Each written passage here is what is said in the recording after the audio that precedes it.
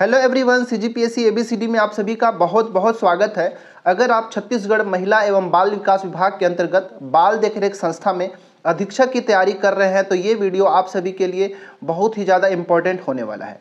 Quick revision summary note series के अंदर ये हमारा वीडियो नंबर 2 है, जिसमें हम बाल अधिकार संरक्षण आयोग अधिनियम 2005 या फिर यूँ कह लीजिए commission for protection of child right act 2005 के ऊपर रिवीजन के लिए कह लीजिए कि एक समरी नोट्स की तरह वीडियो लेकर आया हूं। ठीक है, अगर इससे रिलेटेड अगर आप एमसीक्यू प्रैक्टिस करना चाहते हैं तो हमारे चैनल में एक प्लेलिस्ट बना हुआ है, जिसमें जितने भी अधिनियम इस एग्जाम में पूछे जाएंगे उससे रिलेटेड सारे अधिनियमों के ऊपर एमसीक्यू का वीडियोस डला हुआ है, जिसके अंदर हमने 14 वीडियोस ऑलरेडी डाल के रखा है। अगर अभी तक आपने नहीं देखा है तो उन सारे वीडियोस का जो एमसीक्यू है उसका प्रैक्टिस करके देखिए, बहुत ही अच्छे प्रैक्टिस सेट वहाँ पे डले हुए हैं। ठीक है, तो अगर चैनल में पहली बार आए हैं तो आप हमारे चैनल को सब्सक्राइब कर लीजिएगा, वीडियो को लाइक कर लीजिए, दोस्तों के साथ शेयर भी कर लीजिएगा, और जितने भी अधिनियम है उससे रिलेटेड पीडीएफ भी हमारे जो टेलीग्राम चैनल है सीजीपीएससी एबीसीडी का वहाँ पे डला हुआ है, तो आप वहाँ से डाउनलोड कर सकते। ये जो भी सीरीज़ है इन सभी को मैं इसलिए ला रहा हूँ ताकि आप एग्ज़ाम के समय कम से कम फटाफट एक रिवीजन कर सके। वीडियो को दुगने स्पीड में अगर आप देख लेंगे तो कम से कम उतना डाटा को आप रिवाइज कर पाएंगे, जो कि एग्जाम पॉइंट ऑफ व्यू से बहुत ज़्यादा इंपॉर्टेंट होता है। राइट, तो चलिए शुरू करते हैं। और आज हम शुरू करने वाले हैं बाल अधिकार संरक्षण आयोग अधिनियम 2005 के ऊपर। ठीक है, आप अपने साथ पेन पेपर भी लेके के बैठिएगा, जो कुछ भी आपको इंपॉर्टेंट लगे उसको आप नोट डाउन कर लीजिएगा। ठीक है, चलिए शुरू करते हैं। देखिए, सबसे पहले इस अधिनियम के बारे में थोड़ा जान लेते हैं कि ये बाल अधिकार संरक्षण आयोग अधिनियम 2005 का है। ठीक है, याद रखिएगा, इसको हम इंग्लिश में commission for protection of child right act 2005 कहते हैं। और इसको लागू करने की तिथि कब, तो 20 जनवरी 2006 को ये प्रभावी हुआ था, और इसी के दिन ये राजपत्र में भी प्रकाशित हुआ था। ठीक है, उसमें लिखा हुआ है कि जिस दिन राजपत्र में प्रकाशित होगा उसी दिन से ये संपूर्ण भारत में लागू हो जाएगा, प्रवृत्त हो जाएगा। अगर प्रवृत्त भी आपसे पूछेगा तो आपको यही डेट को मारना है, ठीक 20 जनवरी 2006, याद रखिएगा। ठीक है, अच्छा, इस अधिनियम का उद्देश्य क्या था, तो बच्चों के अधिकारों की रक्षा और संवर्धन करना, बाल अधिकारों के उल्लंघन से संबंधित मामलों की जांच करना, और बाल नीतियों और कानूनों के प्रभावी क्रियान्वयन की निगरानी करना। तो ये उद्देश्य भी आप सभी को पता होना चाहिए। ठीक है, अब देखिए, अब हम कुछ देख लेते हैं कि इसमें क्या क्या महत्वपूर्ण प्रावधान है, कौन कौन से धाराओं के अंदर क्या क्या चीज़ दिया गया है। ठीक है, और जो क्योंकि धाराएं तो बहुत सारी हैं तो हमको सबको तो याद नहीं रखना है, क्योंकि हमको पता है इस एग्जाम के लिए 14 से 15 अधिनियम है, और सारे अधिनियमों को आप कितना याद रखेंगे, तो एटलीस्ट हमको उतना याद होना चाहिए जो हमको लगता है कि ये एग्जाम पॉइंट ऑफ व्यू से इंपॉर्टेंट है। ठीक है, तो चलिए, सबसे पहले जो इंपॉर्टेंट यहाँ पे है, राष्ट्रीय बाल अधिकार संरक्षण आयोग एनसीपीसीआर की स्थापना। इसका जो स्थापना की बात की गई है इस अधिनियम का धारा 3 के अंदर किया गया, बहुत अच्छे से इसको याद रखिएगा। ठीक है, और जो राष्ट्रीय बाल अधिकार संरक्षण आयोग एनसीपीसीआर होगा, इसका स्थापना, इसका गठन किसके द्वारा होगा, केंद्र सरकार के द्वारा होगा। और ये जो आयोग है उसका हेडक्वार्टर कहाँ है, नई दिल्ली के अंदर होगा, याद रखिएगा। इस आयोग की संरचना की बात इस धारा 3 की जो उपधारा 2 है उसमें वर्णन किया गया है। इस आयोग के लिए एक अध्यक्ष होगा जो कि बाल कल्याण के क्षेत्र में विशेष रूप से अनुभवी होगा। ठीक है, इस आयोग के अंदर 6 सदस्य होंगे, जिसमें से कम 2 महिलाएं अनिवार्य रूप से होंगी, और जो अन्य सदस्य होंगे जो शिक्षा, स्वास्थ्य, बाल श्रम, बाल शोषण, न्याय, बाल कल्याण इत्यादि पर वो विशेषज्ञ होते हैं, ऐसे लोगों को शामिल किया जाता है। ठीक है, तो ये जो आयोग है इसकी स्थापना धारा 3 के अंतर्गत, आयोग की संरचना की बात धारा 3 की उपधारा 2 के अंतर्गत वर्णन किया गया है। तो ये सब डाटा को आप सभी को याद रखना चाहिए। ठीक है, अब आपको याद रखना है कि जो आयोग होगा, इसके जो सदस्य और अध्यक्ष होगा, उसका कार्यकाल का वर्णन कहाँ किया गया है। ठीक है, तो इस अधिनियम की जो धारा 5 है उसमें वर्णन किया गया है कि अध्यक्ष का कार्यकाल कितना होगा, सदस्यों का कार्यकाल कितना होगा। ठीक है, याद रखिएगा। तो अध्यक्ष और सदस्यों का कार्यकाल 3 वर्ष का होगा। ठीक है, या फिर 65 वर्ष की आयु तक, जो भी पहले होगा। तो यहाँ पे ध्यान से सुनिएगा मैं क्या बताने वाला हूँ। देखिए, इस धारा 5 के अंतर्गत क्या वर्णन किया गया है कार्यकाल का, और जो ये कहा गया है कि चाहे वो अध्यक्ष हो या सदस्य हो, उनका 3 वर्ष का कार्यकाल होगा, और जो सदस्य होंगे, ठीक है, ध्यान से सुनिएगा, जो सदस्य होंगे उनका 60 वर्ष तक, अधिकतम आयु कितनी वर्ष का, 60 वर्ष का होगा। 3 वर्ष का कार्यकाल होगा, लेकिन अगर 60 वर्ष से ऊपर अगर किसी भी सदस्य का हुआ तो क्या करेंगे, रिटायरमेंट उनका हो जाएगा। लेकिन अध्यक्ष रहेगा जो, उसका 65 वर्ष की आयु तक उसका कार्यकाल बना रहेगा। ठीक है, मतलब 3 वर्ष या फिर 65 वर्ष, जो पहले होगा उसी के लिए अध्यक्ष के लिए होगा, और जो सदस्य होंगे उनका 3 वर्ष या फिर 60 वर्ष, याद रखिएगा। ठीक है, एक बात आप सभी को और याद रखना है कि चाहे वो अध्यक्ष हो या सदस्य हो, कोई भी व्यक्ति जो होगा 2 पदावधियों से अधिक पद के लिए वो ग्रहण नहीं करेगा। ठीक है, केवल 2 ही बार उनका बार बार हो सकता है, पद ग्रहण कर सकते हैं, 2 से अधिक बार नहीं ग्रहण कर सकते। ठीक है, याद रखिएगा। और मतलब कहने का कि पुनर्नियुक्ति की अनुमति है, लेकिन 2 बार ही, 2 से अधिक बार नहीं हो सकते।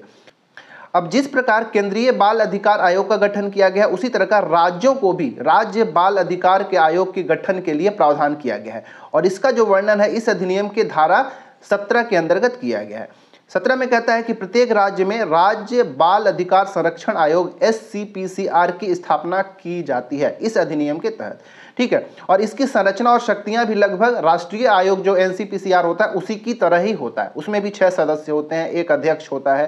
ठीक है, कम से कम 2 महिलाएं अनिवार्य रूप से होना चाहिए, तो ये उसका भी प्रावधान किया गया। ठीक है, आगे अब हम ये देखते हैं कि जो आयोग है NCPCR है उसके क्या कार्य होंगे, क्या शक्तियां होंगी। ठीक है, तो इसका वर्णन जो है इस अधिनियम के धारा 13 के अंतर्गत दिया गया है कि इस आयोग का प्रमुख कृत्य क्या होगा, मुख्य कार्य क्या होगा। तो पहला, बाल अधिकारों के उल्लंघन से संबंधित मामलों की जांच करेगा। दूसरा, सरकार के बाल नीतियों के संबंध में सुझाव देना। तीसरा, बाल अधिकारों से संबंधित मौजूदा कानूनों की समीक्षा करना। चौथा, बाल अधिकारों के प्रति जागरूकता फैलाना। पांचवा, न्यायालयों में एमिकस क्यूरी के रूप में कार्य करना। छठवां, बाल न्याय अधिनियम जिसको हम जेजे एक्ट कहते हैं या फिर कह लीजिए कि जुवेनाइल जस्टिस एक्ट होता है, जैसे कानूनों के कार्यान्वयन की निगरानी करना। तो ये सभी कार्य जो है राष्ट्रीय जो आयोग है बाल संरक्षण आयोग उसका कृत्य के अंतर्गत आता है। और भी है, तो इसका अगर डीप पढ़ना है तो आप इस अधिनियम की धारा 13 में जाके और अच्छे से पढ़ सकते हैं। ठीक है, चलिए आगे बढ़ते हैं और देखते हैं कि धारा 14 के अंतर्गत क्या वर्णन किया गया। तो धारा 14 में इस आयोग की शक्तियों की बात की गई है, जिसमें यह कहा गया है कि आयोग को न्यायिक शक्तियां प्राप्त है। न्यायिक शक्तियां के अंदर क्या कि साक्ष्य लेना, दस्तावेज मंगवाना, शपथ पर बयान लेना, जांच करना इत्यादि चीजों की शक्तियां जो है आयोग को दिया गया है। और इसी अधिनियम के धारा 15 में यह कहा गया कि आयोग की क्या क्या सिफारिशें होंगी। ठीक है, या फिर कह लीजिए जांच के पश्चात कार्रवाई क्या होगा। ठीक है, यहाँ पे याद रखिएगा, जांच के पश्चात अगर आयोग कोई जांच करता है तो उसके बाद कार्रवाई की जो वर्णन किया गया वो कहाँ गया है, इस अधिनियम के धारा 15 में किया गया है। आयोग अपनी जांच रिपोर्ट सरकार को देगा। ठीक है, जो भी जांच करेगा आयोग उसका जो रिपोर्ट तैयार करेगा वो संबंधित सरकार को देगा। केंद्र सरकार वाली अगर है, केंद्रीय आयोग है तो केंद्र सरकार को, और राज्य वाली बाल संरक्षण आयोग है तो राज्य सरकार को सौंपेगा। ठीक है, सरकार को 3 महीने के भीतर जो है रिपोर्ट का कार्यवाही करना होता है। जो भी रिपोर्ट जो है आयोग के द्वारा सरकार को दिया जाएगा और सरकार जो है 3 महीने के भीतर जो है कार्यवाही करेगा। ठीक है, एक बहुत ज़्यादा इंपॉर्टेंट याद रखिए, धारा 24 के अंतर्गत अहस्ताक्षर नॉन जुरिस्डिक्शन की बात की गई। और यहाँ पे ये है कि यदि किसी मामले में न्यायालय या फिर अन्य आयोग पहले से ही कार्यवाही कर रहा है तो आयोग उस पर कार्य नहीं करेगा। याद रखिएगा। ठीक है, क्या है कि अगर कोई न्यायालय है, ठीक है, या फिर कोई अन्य आयोग है जो किसी मामले के ऊपर ऑलरेडी कार्यवाही कर रहा है तो ये जो आयोग होगा वो उस पर कार्य नहीं करेगा। याद रखिएगा, इसका वर्णन इस अधिनियम के धारा 24 के अंतर्गत किया गया है। एक और धारा याद रखना चाहिए आपको, बालक न्यायालय। ठीक है, बालक न्यायालय का जो गठन होगा इस अधिनियम के किस धारा के अंतर्गत होगा, तो याद रखिएगा सेक्शन धारा 25 है उसमें इसका वर्णन किया गया है। ठीक है, चलिए आगे बढ़ते हैं। अब देखिए कुछ महत्वपूर्ण बिंदु आप सभी को याद रखना चाहिए जो फटाफट रिवीजन कर सके। जैसे इस अधिनियम को लागू कब किया गया था, 20 जनवरी 2006 को। शुरुआत में हमने देखा प्रमुख निकाय NCPCR राष्ट्रीय बाल अधिकार संरक्षण आयोग, इसके बारे में भी हमने देख लिया। अध्यक्ष का कार्यकाल 3 वर्ष या फिर 65 वर्ष जो भी हो। महिला सदस्य सकते हैं, मतलब न्यूनतम 2 हो सकते हैं, उससे ज़्यादा भी हो सकते हैं। आयोग का हेडक्वार्टर नई दिल्ली के अंदर होगा। राज्य आयोग जो होगा SCPCR होगा। मुख्य कार्य क्या होता है कि बाल अधिकारों की रक्षा, प्रचार और निगरानी करना। और इस आयोग की शक्तियां क्या है, न्यायिक प्रकृति की होती है, सिविल कोर्ट की जैसी इसकी शक्तियां होती है। ठीक है, याद रखिएगा। अच्छा, एक चीज और, दो धाराओं को आपको और याद रखना चाहिए कि जो केंद्रीय सरकार होगी, ठीक है, केंद्रीय सरकार को इस अधिनियम से संबंधित नियम बनाने का, ठीक है, केंद्रीय सरकार को नियम बनाने का अधिकार है। इसका वर्णन कहाँ मिलेगा, या फिर नियम बनाने की जो शक्ति है इसका वर्णन कहाँ मिलेगा, तो इस अधिनियम के धारा 35 के अंदर मिलेगा। ठीक है, और राज्य सरकार को, ठीक है, राज्य सरकार को नियम बनाने की जो शक्ति प्रदान किया गया है वो इसी अधिनियम के धारा संख्या 36 में वर्णन किया गया। तो मतलब कहने का कि अभी तक मैंने जितनी भी धाराओं को यहाँ पे आपको बताया, रिवीजन कराया, ठीक है, एक शॉर्ट नोट्स प्रोवाइड कराया, इन धाराओं को तो एटलीस्ट आपको बहुत अच्छे से तैयार करना ही है। ठीक है, क्योंकि यहाँ से ही प्रश्न आप सभी से पूछे जा सकते हैं। ठीक है, अब देखिए कुछ संबंधित अधिनियमों को भी आपको याद रखना चाहिए कि क्योंकि इस अधिनियम जो है कि अकेले काम नहीं कर सकता है, कई और अधिनियम के ऊपर भी डिपेंडेंट है, ठीक है, क्योंकि ये बालकों के संरक्षण से संबंधित है, ठीक है। तो आपको बाल न्याय देखभाल और संरक्षण अधिनियम 2015 जो इस नियम से कहीं ना कहीं संबंधित है, इस अधिनियम से। इसके बाद बाल श्रम निषेध और विनियमन अधिनियम 1986, बाल विवाह निषेध अधिनियम 2006 और पॉक्सो एक्ट 2012, ये सभी अधिनियम इससे संबंध रखते हैं, ठीक है। तो इस अधिनियम से संबंधित आप सभी को इतना ही एक बार फटाफट एग्जाम टाइम रिवीजन करके जाना चाहिए, और बाकी डीपली अगर इस अधिनियम को पढ़ना है तो जितने भी यहाँ पे मैंने धाराओं का वर्णन किया उन सभी धाराओं को एटलीस्ट आपको बहुत अच्छे से करना है, क्योंकि प्रश्न कहीं ना कहीं इन्हीं सभी धाराओं से बनता है, ठीक है। तो ये था हमारा क्विक रिवीजन वीडियो सीरीज का वीडियो नंबर 2। अगर अभी पहला वाला अगर आपने नहीं देखा है तो जाके जरूर देखिएगा। इसके लिए मैं एक सेपरेट प्लेलिस्ट बना दूंगा जिसमें सभी अधिनियमों का शॉर्ट नोट्स जो है प्रोवाइड हो जाएगा वीडियो फॉर्मेट में, तो आप वहाँ पर एग्जाम टाइम दुगना स्पीड से देख के फटाफट आप रिवीजन कर सकते हैं, ठीक है।